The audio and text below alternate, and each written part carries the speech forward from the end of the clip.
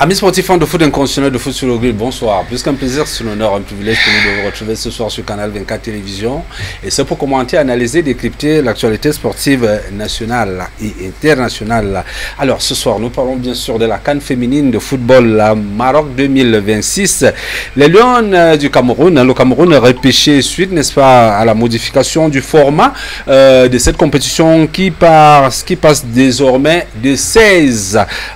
Nous étions d'abord à 12 maintenant. 4 équipes vont donc compléter, n'est-ce pas, les 12 qualifiés sur le terrain. Et grâce, n'est-ce pas, au bon classement FIFA du Cameroun, nous nous retrouvons parmi les 4 repêchés. Analyse et commentaires de ces rebondissements dans ce programme Barrage Mondial 2026 Cameroun-RDC. C'est bien sûr le 13 novembre prochain du côté de Rabat au Maroc. Alors, la liste des Lions indomptables a encore attendu, même une a quand même fuité, n'est-ce pas, du côté de la CRTV, la chaîne nationale. Hein. Quelques questions que nous nous posons sur ce plateau ce soir. Quel esprit, quelle équipe du Cameroun quand on sait que le climat dans la tanière n'est pas des plus sereins, entre autres problèmes de primes payées ou impayées, la querelle autour du capitanat et surtout la querelle interminable entre le ministère et la fédération. Est-ce que les Lions indomptables, les jours, eux, peuvent, n'est-ce pas, se surpasser et nous offrir, n'est-ce pas, cette qualification à ce mondial inédit qui va se jouer en 2026 du côté des Amériques, hein, parce qu'il va se jouer entre 3 pays, les États-Unis, le Mexique et bien sûr le Canada. Voilà donc ce qui constitue le fil conducteur de cette édition de Foot sur le grill, mais nous ne saurons parler de tout ceci sans toutefois évoquer d'autres faits saillants qui ont marqué de façon singulière et particulière l'actualité sportive. Et ce, en compagnie de mes 2 invités que je vous prie d'ailleurs de retrouver juste après cette courte transition.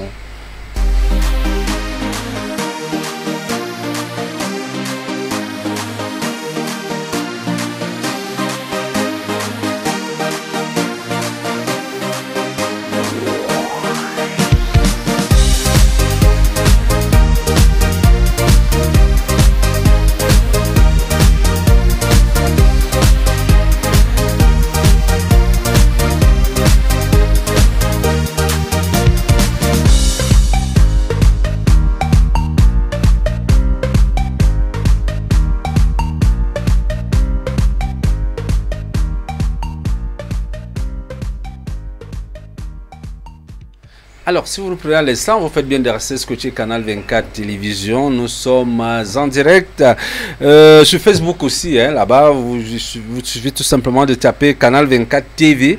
Vous nous avez en direct de votre smartphone, programme interactif via les contacts qui s'affichent au bas du écran. Vous pouvez interagir sur les différents sujets posés sur le grill ce soir. Alors, j'accueille mes 2 invités. Diana Thomas, il est assis à mon extrême gauche. Bonsoir. Bonsoir Armand, bonsoir mon companéliste, bonsoir à la technique qui nous accompagne comme à l'accoutumée, bonsoir à tous les followers de par le monde, bonsoir à tous les mordus du foot sur le grill, eux qui ne démordent jamais lorsque il est 17h, 17h30 par là généralement sur la chaîne Canal 24. Je vais quand même m'atteler à un devoir douloureux, celui de faire part ici du départ de mon grand frère Onkolo Laurent Martial, le père de Aïssi Lundou Martial, l'administrateur en premier, en chef de la collectivité locale de Yaoundé 2. Voilà, quand je l'ai dit, ces obsèques qui auront lieu la semaine prochaine lorsqu'il sera 14h le 13 novembre, on aura levé son corps et vendredi, on aura levé son corps le 14. Le 14, effectivement, le 14, on aura levé son corps et le 15, ce sera les obsèques en grandeur nature du côté de Ngoya 1 à la chefferie. Et je ne vais pas quand même démordre à mon accoutumé, celui d'adresser quand même un bonsoir chaleureux à nos fan clubs du côté de la Cité Verte, les Hommes Mûrs, et du côté de la Carrière, les amis de Kéro Dimanche. D'accord, merci bien. Le second panéliste, c'est bien sûr l'administrateur du football Bertrand. Donc, bonsoir. Oui, bonsoir. Bonsoir Armand, bonsoir à mon copanéliste, bonsoir à tous nos nombreux téléspectateurs qui nous regardent à travers leur petit écran et ceux qui nous suivent à travers les réseaux sociaux. D'accord. Quand je vous vois, j'ai envie de dire tournoi international de la solidarité. Oui, le tournoi international de la solidarité, la 6e édition, va se dérouler du 15 novembre au 30 novembre 2025 à Yaoundé, bien sûr. Et il va regrouper les équipes d'élite, les équipes de Guinée Super League et aussi les équipes amateurs. Donc, c'est 3 catégories que nous attendons. Nous sommes en train de faire les enregistrements et surtout les affiliations pour pouvoir débuter une fois de plus pour la 6e fois cette belle compétition qui est là pour la préparation des équipes. Quel est le but de ce tournoi? Oui, le but du tournoi est simple, c'est-à-dire la préparation des équipes pour les échéances sportives de 2025-2026. C'est un tournoi à but sportif et non à but lucratif. Non, exclusivement. et il faut bien le dire, hein, oui. Plus on est bien préparé sportivement, plus on gagne financièrement. Ouais. Parce que si vous êtes dernière équipe, vous n'allez pas gagner assez. Mais celui qui s'est bien préparé et qui a déjà gagné la moitié va aussi faire une très belle compétition. Et vous savez, au début de la compétition, parfois au début du championnat, il n'y a pas assez de spectateurs.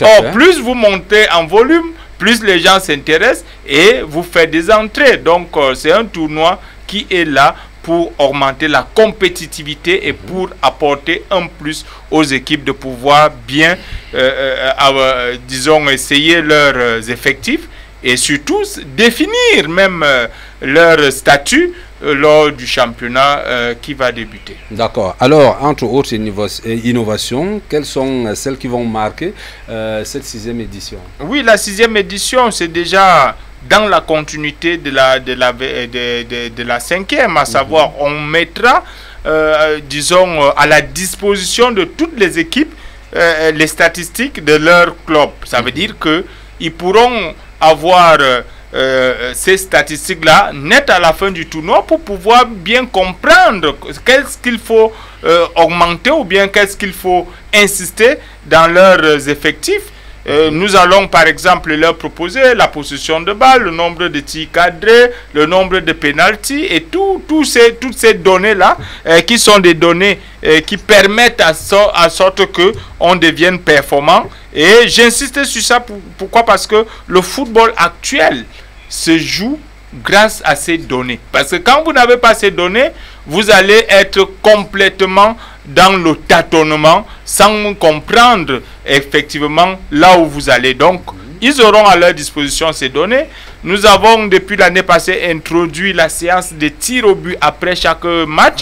Donc, on pense que on voudrait véritablement recontinuer dans cette lancée. Pourquoi? Parce que les équipes devraient comprendre qui est véritablement un gardien qui peut les sauver à l'ultime minute. Parce que si vous avez vous concédez un penalty, vous menez une équipe 2-1 et maintenant vous concédez un penalty à la 90e minute de jeu où vous menez 1-0, ou alors vous êtes en train de faire un match nul, vous avez un gardien qui n'est pas assez outillé au tir au but, ça devient un problème. Mais quand vous êtes sûr que votre gardien est assez outillé, vous pouvez remporter ce match et ça vous fait 3 points. Donc nous allons insister sur ce point encore cette année pour pouvoir mieux accompagner les équipes à être beaucoup plus performants lors des championnats. Alors, des mauvaises langues disent que votre tournoi n'attire pas les équipes d'autres régions. Quelle réponse vous apportez ce soir? Oui, je pense que c'est très mal. Une mauvaise, oui, c'est une mauvaise. C'est une mauvaise langue, il faut bien le dire, d'autant plus que en 2020, les mauvaises langues. En 2020, en 2020 et en 2021, nous avons eu PWD. PWD qui est venu dans notre tournoi. Ils sont venus se préparer pour la finale de la Coupe du Cameroun. Et ils ont gagné la finale de la Coupe du Cameroun. Pourquoi? Parce qu'ils sont allés avec le thé cassé au tir au but. Et le coach a véritablement compris de quoi il était question. Et ça lui a permis de gagner le trophée. Nous avons eu Aigle de la Menoie qui montait en élite cette année-là. Ils sont venus, ils ont eu à travailler avec nous et Ils se sont maintenus et l'année qui suivait, ils ont eu de très bons résultats. Donc, nous avons déjà eu des équipes qui sont sorties hors d'autres régions. Nous avons eu des équipes congolaises. Nous avons eu une équipe qui est venue de la République du Congo. D'où l'internationalité du tournoi. D'où l'internationalité du tournoi.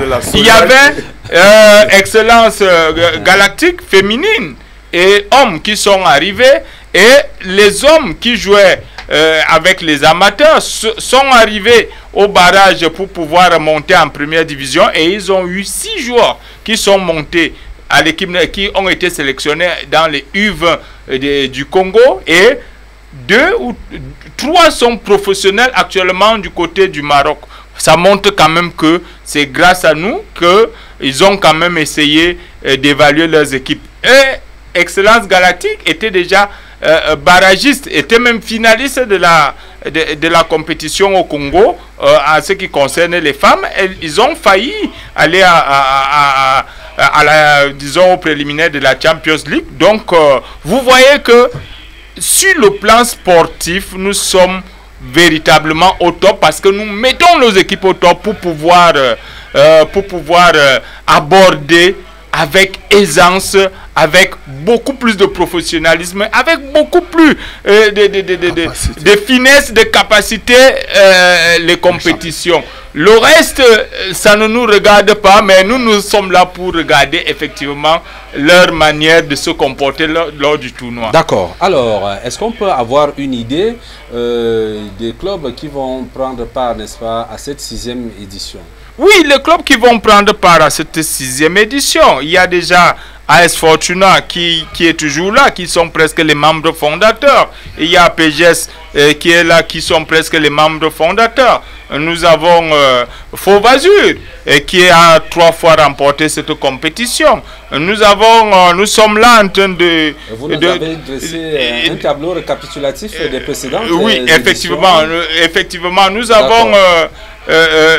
disons, Sable de Bâtier qui venait de monter en élite, tout qui ont besoin de se consolider. Nous sommes en pourparlers avec eux et en pourparlers avec d'autres équipes qui veulent bien venir s'affûter. La porte reste ouverte à toutes les équipes qui veulent venir travailler. Et là, je choisis directement pour dire que l'équipe qui veut venir jouer fait 14 jours à Yaoundé, qui est garanti de jouer 3 matchs et qui peut progresser dans la compétition. Je pense que c'est du pain béni pour toutes ces équipes-là. Mais là, beaucoup d'équipes boudent, n'est-ce pas, ce tournoi du fait du manque de moyens. Est-ce que c'est mal appréhendé même la chose? Oui, c'est mal appréhendé la chose. Pourquoi? Parce que je voudrais vous dire notre expérience que nous avions vécue. Nous nous sommes assis pour essayer de regarder. Les équipes au début de l'année ont pratiquement 50 joueurs à 60 joueurs. Au moment où vous avez 60 joueurs, comment les évaluer pour être sûr que vous devez avoir un véritable noyau pour la compétition? C'est au tournoi international de la solidarité. Moi, je suis même allé plus loin jusqu'à dire que pour valider même certains joueurs, il faut d'abord les faire passer dans ce tournoi. Parce que vous allez véritablement voir le niveau réel de ces joueurs-là. Ce n'est pas parce que nous sommes... qui permet de juger le niveau, le soutien, effectivement, faire un ajustement sur tout l'effectif. Et aussi quelque chose d'important. Ça veut dire que il y a des joueurs qui jouent dans des équipes que les supporters ne connaissent même pas. Or, le tournoi international de la solidarité permet déjà de captiver, de savoir que tel va jouer pour telle équipe, tel va jouer pour telle équipe. Ça fait en sorte que le supporter même connaît déjà, avant le début de la compétition, au moins le statut de cette équipe. Nous avons vu un Wolfsburg, là où Coton Sport jouait la finale contre Bambutos de Mbouda.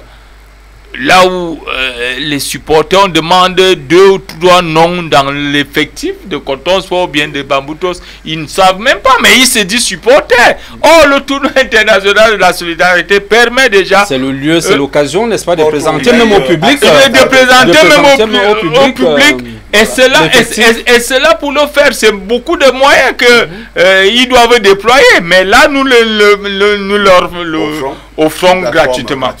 Mais est-ce que ce n'est pas un manque de professionnalisme que de ne pas faire ces déplacements? Nous, on voit, entre autres, le Barça, le Real se déplacer, aller jouer des tournois de pré-saison en Chine, aux États-Unis, ça et là. Mais chez nous, ici... oui, il faut pouvoir dire que... Les stars d'apprendre, les gens n'arrivent pas à comprendre comment... Oui, Armand... Quel est le bien fondé de faire parfois ces déplacements-là? Vous posez le doigt là où ça fait mal, justement, Armand. C'est le fait de se rendre compte que nous avons maille à partir avec le professionnalisme. Voyez-vous, Bertrand donc explique quelque chose. C'est une absence de vision, d'objectivité de la part de certains responsables de club. Je disais que Bertrand donc explique quelque chose. Venir séjourner à Yaoundé pendant 14 jours et prendre part à un tournoi qui vous permet, n'est-ce pas, de juger votre niveau réel et pouvoir permettre à vos joueurs de s'acclimater et d'être suffisamment préparés pour démarrer une saison. D'ailleurs, se faire suffisamment de fans, être vu. Vous savez, le tournoi de la solidarité, c'est une vitrine. C'est une vitrine. On n'en trouve pas assez, il le disait, à suffisance. C'est assez rare en Afrique subsaharienne de trouver ce genre de vitrine-là, ce genre de plateforme-là qui est offert comme ça aux responsables de clubs et qui donne tout gratuitement. Donc, il faut dire que, je le disais dans mon entame, au Cameroun, nous avons encore de la difficulté à s'arrimer au professionnalisme. C'est du pain béni donné aux responsables de club, mais malheureusement qui boude. Ce qui ne s'explique pas. Quand on sait que démarrer une saison, qui va devoir, une saison avec un championnat de 16 clubs, ce qui fait pratiquement au bas mot quand même 34 rencontres. 30 matchs. 30 journées à jouer, ça veut dire qu'il faut suffisamment préparer son effectif. Ce qui vous permet déjà de connaître qui constitue le noyau réel de cette équipe et qui sont les outsiders qui permanemment ou alors à tout moment pourront rentrer, renforcer l'équipe parce que vous savez la saison étant longue, il y a des blessures et autres. Donc mais si vous êtes mal préparé, il est fort probable que vous puissiez passer à côté de la plaque. Donc moi je pense si je pouvais, en vaut la peine. Si je pouvais, voilà, effectivement ce tournoi en vaut la peine. Je dis, c'est même du pain béni. Quand on dit ça vaut la peine, c'est comme si on voyait le tournoi de la solidarité au rabais. Oh que non, le tournoi de la solidarité c'est du pain béni, c'est une offre exceptionnelle dont devraient même s'arracher, s'approprier les responsables de club pour permettre à leur structure d'être suffisamment prête en début de saison. D'accord Bertrand, le tournoi, vous le disiez tantôt, il démarre dans le 15 novembre prochain et se termine le 30 novembre du même mois. Le lieu? Oui, le lieu, ça va se jouer à Yaoundé. On a un stade périphérique, à savoir le stade d'études que nous sommes en train d'apprêter. Et nous finissons toujours en beauté, en apothéose, au stade militaire, dans un stade respectable, qu'on ne présente plus. Donc voilà, les équipes sont là pour... Le stade d'abord qu'on choisit, c'est un stade pédagogique, parce que dans la technique du football, on donne d'abord aux gens de pouvoir jouer sur un stade périphérique pour pouvoir mieux être beaucoup plus adapté sur un stade normal. Donc on va d'abord prendre celui-là et puis maintenant pendant le tournoi il y a des offres qui peuvent se présenter. Par exemple, nous avons des équipes qui travaillent du côté d'Odja, qui est un stade synthétique. Nous pouvons aussi l'avoir pour quelques matchs. Donc pour les terrains de jeu, on n'a aucun problème pour les terrains de jeu. L'offre est assez alléchante. Oui, l'offre est assez alléchante. Donc on n'a pas ce problème. Et c'est pour cela que nous demandons une fois de plus aux équipes d'Elite 1, d'Elite 2, de Guinée Super League et des équipes amateurs ambitieuses de bien vouloir. Alors, à l'international, quelles sont les équipes qui ont confirmé leur participation? Vous savez, sortir, oui, à l'international, c'est un peu compliqué. Pourquoi? Parce que nous avons à côté de nous le Tchad qui a débuté son championnat, la Centrafrique qui a débuté son championnat. Nous avons le Gabon qui n'a même pas encore donné de date. Nous avons la Guinée équatoriale qui n'a pas encore donné de date. Et nous avons du côté du Congo, il y a des petits soucis entre la fédération et le ministère. Donc, on n'a que ces trois pays-là que nous pouvons voir, mais comme nous sommes dans notre zone UNIFAC, là où les gens ne comprennent pas encore qu'il faut bien se préparer pour avoir le meilleur. Nous sommes là, nous attendons, on reste encore ouvert, on pense quand même qu'on aura 2 ou 3 équipes qui vont venir de ces pays-là pour pouvoir nous rejoindre. Merci Bertrand pour cette page spéciale à réserver.